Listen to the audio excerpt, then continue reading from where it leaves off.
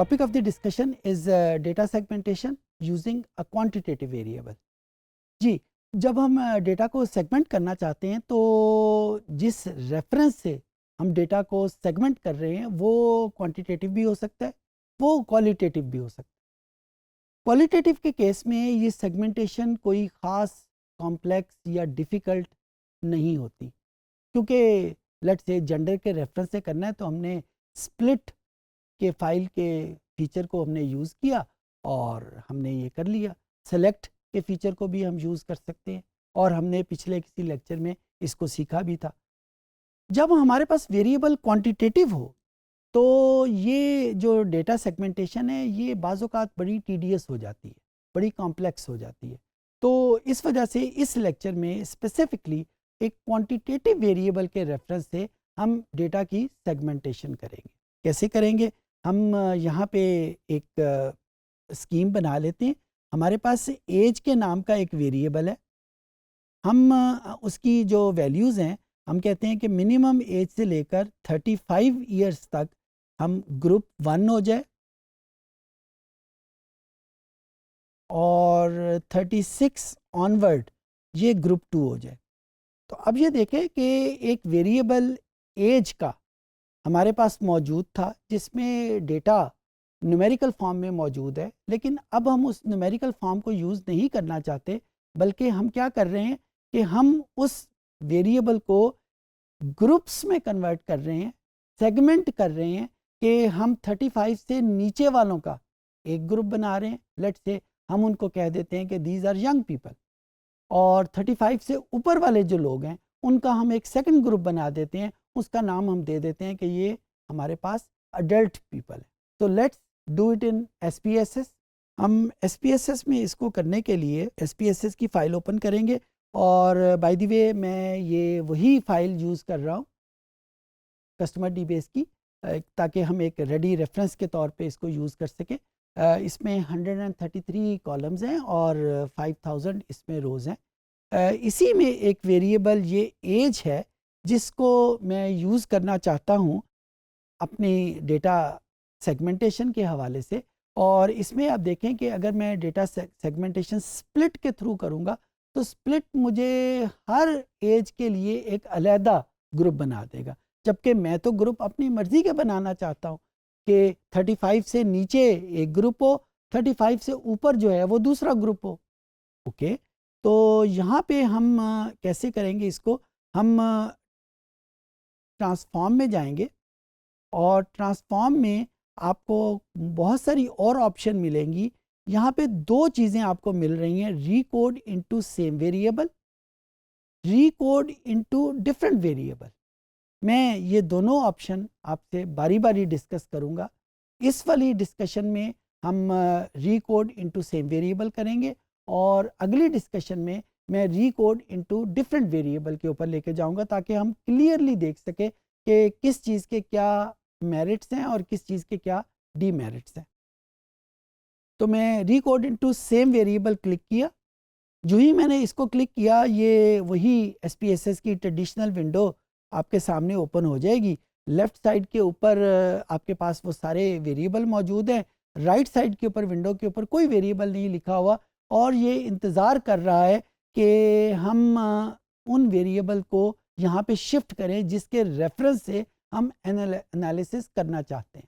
Okay, हम किस reference से करना चाहते हैं? एज के रेफरेंस से। तो एज को हमने सिलेक्ट किया, एज को हमने इस साइड पे शिफ्ट किया और जो ही हमने इसको शिफ्ट किया, आप ये देखें नीचे एक ओल्ड एंड न्यू वैल्यू के नाम का एक बटन ऑन हो गया।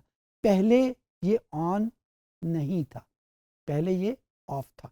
तो आप कभी करके देख लें, जो ही मैंने इसको शिफ्ट करता हूं तो ये ऑफ हो जाता है। जो ही मैं इस एज को या किसी भी वेरिएबल को इधर शिफ्ट करूंगा तो ये वैल्यूज ऑन हो जाएगी। ओके, अब हम ओल्ड एंड न्यू वैल्यू के बटन को क्लिक किया। क्लिक करने के बाद आपके सामने एक और प्लेटफॉर्म ओपन होगा। इस प्लेटफॉर्म में हमारे पास क्या है? अगर इस प्लेटफॉर्म का लेफ्ट साइड आप देखें तो उसका हेडिंग है ओल्ड वैल्यूज़ और राइट साइड के ऊपर आप देखें तो इसका हेडिंग है न्यू वैल्यूज़। तो हमने ओल्ड वैल्यूज़ को यूज़ करना है और उन ओल्ड वैल्यूज़ को यूज़ करते हुए नई वैल्यूज़ डेवलप करनी है। अच्छा जी, कौन सी ओल्ड वैल्यू और कौन सी न्यू वैल्यू? हमने अभी थोड़ी देर पहले स्कीमा में डिस्कस किया कि हम 35 से नीचे जितनी वैल्यूज़ हैं उनका न्यू वैल्यूज़ 1 रखना चाहते हैं। यानी प्रीवियसली उसमें वैल्यूज़ 20 होगा, 22 होगा, 30 होगा, लेकिन अब हम उन सारी वैल्यूज़ को कंबाइंडली 1 कहना चाहते हैं, यानी ग्रुप 1 कहना चाहते हैं।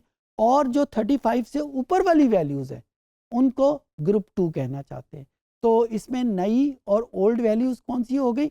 ये जो लेफ़्ट साइड के ऊपर आपके पास लिखी हुई हैं ये वाली वैल्यू सारी, ये हमारे पास ओल्ड वैल्यूज़ आ गई और ये हमारे पास न्यू वैल्यूज़ आ गई। सो इसी चीज़ को हम SPSS में कैसे करेंगे? हम SPSS में हम कहते हैं कि रेंज लोएस्ट थ्रू वैल्यू, हम यहाँ पे लिख देते हैं कि लोएस्ट से लेकर 35 तक जितनी वैल्यूज़ हैं उसको 1 कह दे। आप अगर गौर से देखें ओल्ड और न्यू में ये एक पूरा स्टेटमेंट लिखा गया है कि lowest through 35 goes to group 1। तो इस तरीके से मैंने SPSS को बताया कि 35 से नीचे जितनी वैल्यूज़ हैं उन सब को, वो चाहे 20 है, चाहे 25 है, चाहे 30 है, उन सब को आपने वैल्यू का नाम दे देना है 1। और इसी तरीके से जो बाकी सारी वैल्यूज़ हैं ये नीचे हम ये भी यूज़ कर सकते हैं रेंज थ्रू वैल्यूज़ हाईएस्ट, लेकिन हम ये आसानी की खातिर यूज़ कर लेते हैं कि जो ऑल अदर वैल्यूज़ हैं उसके ऊपर नाम हमने 2 दे दिया और उसको भी हमने ऐड कर दिया। अब ये देखें ये पूरा स्टेटमेंट कंप्यूटर की ज़ुबान में लिखा गया कि 35 से नीचे जितनी वैल्यूज़ हैं वो 1 आ गई और इसके अलावा जितनी वैल्यूज़ हैं उनका नाम 2 कर दिया। लेट्स से हम 3 ग्रुप बनाना चाहते हैं तो वो भी बिल्कुल इसी तरीके से हम बनाएंगे। हमें उन रेंजेस का पता चल जाएगा कि किस रेंज से लेकर किस रेंज तक वैल्यूज़ को हमने 1 रखना है, किस रेंज से लेकर किस रेंज तक वैल्यूज़ को हमने 2 रखना है और किस रेंज से लेकर किस रेंज तक वैल्यू को 3 रखना है। उस तरीके से हम करते हुए इन वैल्यूज़ को यूज़ करते जाएंगे। वंस दिस इज़ डन, इसको कंटिन्यू किया और अब हमने इसको ओके कर दिया। ओके करने के बाद ये वैल्यू आ गई और ये हमारे पास जिस कोड के थ्रू ये एग्जीक्यूट हुआ है वो यहाँ पे लिखा हुआ आ गया। अगर इस वैल्यू में, इस कोड में, इस कमांड में कोई गलती होती तो यहाँ पे लिखा हुआ आ जाता, यहाँ पे इंडिकेट हो जाता। यहाँ पे कोई एरर का मैसेज इंडिकेट नहीं हुआ, इसका मतलब है कि हमारी जो कमांड हमने यूज़ की है वो ठीक है, उसमें कोई गलती नहीं है। अब हम SPSS में देखेंगे जाके, अगर आप एज के वेरिएबल को गौर से देखें, जहाँ पे एजेस लिखी हुई थी अब वहाँ पे एजेस नहीं लिखी हुई बल्कि 1 1 2 1 ये सारी वैल्यूज़ लिखी हुई हैं। ये कहाँ से आई हैं? ये वैल्यूज़ वहाँ से आई हैं कि जहाँ पे हमने उनको उस कमांड के तहत 1 और 2 में कन्वर्ट कर दिया। अब SPSS के पास पुरानी वैल्यूज़ का कोई रिकॉर्ड नहीं है, उसने उन पुरानी वैल्यूज़ की जगह वो नई वैल्यूज़ लिख दी हैं। तो उसी तरीके से हमने उन वैल्यूज़ को शिफ्ट कर लिया है, पुरानी वैल्यूज़ को नई वैल्यूज़ में। ये वाला प्रोसेस कहीं पे भी किया जा सकता है जहाँ पे हमने ओल्ड वैल्यूज़ को ख़त्म करके न्यू वैल्यूज़ करनी हो। मैं एक मिसाल आपके सामने रखता हूँ। एक और वेरिएबल मेरे पास बर्थ मंथ के नाम का है। अब बर्थ मंथ में सारे नाम जो हैं वो अंग्रेज़ी में लिखे हुए हैं, सितंबर, मई, जून, मई, जुलाई, अगस्त and then so on. Let's say मैं कन्वर्ट करना चाहता हूँ सितंबर को 9 में, मैं कन्वर्ट करना चाहता हूँ मई को 5 में, मैं कन्वर्ट करना चाहता हूँ जून को 6 में। तो इसका तरीक़ेकार भी यही होगा, बिल्कुल उसी तरीके से रीकोड इनटू सेम वेरिएबल पे करेंगे और हम जहाँ पे जनवरी होगा उसकी जगह 1 लिख देंगे न्यू वैल्यू में, जहाँ पे ओल्ड वैल्यू में फरवरी होगा वहाँ पे हम 2 लिख देंगे एंड देन सो ऑन। 12 के 12 महीनों के लिए हम वो सारा कोड लिखते जाएंगे और ऐड का बटन वहाँ पे प्रेस करते जाएंगे। अगर आप गौर से देखें तो यहाँ पे हमारे पास ये जो स्ट्रक्चर है, ये स्ट्रक्चर ये लाजमी लिखा होना चाहिए। अगर ये नहीं लिखा हुआ तो इसका मतलब क्या हुआ कि वो एग्जीक्यूट नहीं होगी। तो यहाँ पे हम वैल्यूज़ को जो वैल्यू यहाँ पे आएगी, जनवरी की जगह 1, फरवरी की जगह 2 एंड देन सो ऑन, हम इसको करते जाएंगे। और इस तरीके से हम डेटे के ओरिजिनल वेरिएबल को चेंज करके, उसकी शक्ल को चेंज करके किसी दूसरी शक्ल में कन्वर्ट कर देंगे।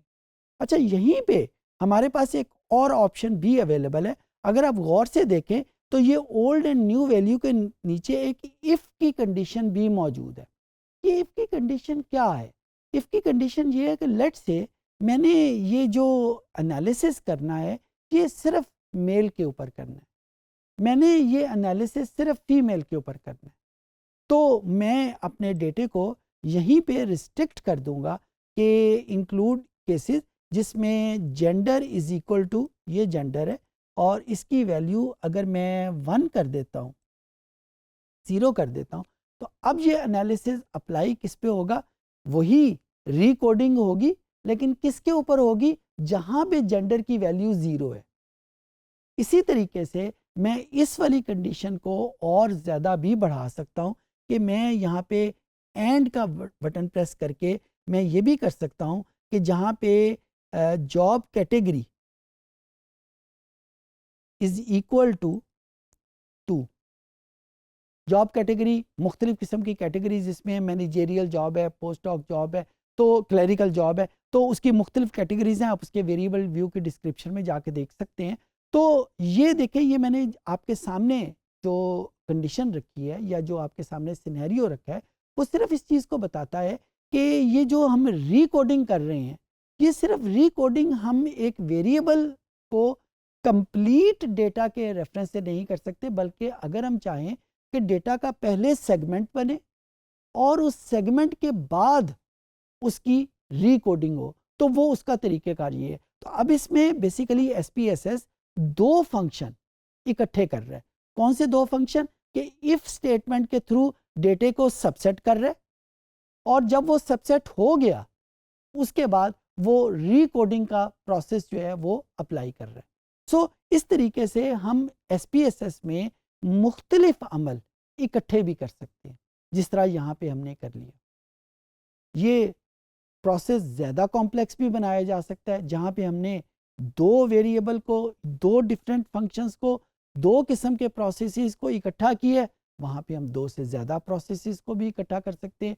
हम ये भी कर सकते हैं कि वो डेटे का कोई एवरेज भी कैलकुलेट कर रहा हो, डेटे की सेगमेंट भी कैलकुलेट कर रहा हो, और डेटे को रिकोड भी कर रहा हो। बिल्कुल ये पॉसिबल है। और कैसे पॉसिबल होगा? इन्हीं मेन्यूज़ के थ्रू होगा, इसी इफ स्टेटमेंट के थ्रू होगा। मैं आपको वो स्टेटमेंट बता के डराना नहीं चाहता, सिर्फ बताना का मकसद ये है कि एसपीएसएस की पावर बेतहाशा है। ये आपकी अंडरस्टैंडिंग लेवल के ऊपर है। जितना आप एसपीएसएस को समझते जाएंगे, उतना ज़्यादा एनालिसिस करना आसान होता जाएगा। ठीक है, इस वक्त आप एसपीएसएस को शायद ज़िंदगी में पहली मर्तबा देख रहे हैं, तो चीज़ें आपके लिए उतनी आसान नहीं हैं, लेकिन ये स्टेज सारी उम्र तो नहीं रहेगी। जो आप ज़्यादा प्रैक्टिस से, ज़्यादा तेज़ी से इसको करते जाएंगे, ये चीज़ें बेहतरी तौर पे आपको आती जाएंगी। तो इस तरीके से हम डेटा का रिकोड कर सकते हैं। रिकोड करने से पहले डेटा का सेगमेंटेशन या सेगमेंटेशन और रिकोडिंग इकट्ठी भी कर सकते हैं। I hope I could make my self understand.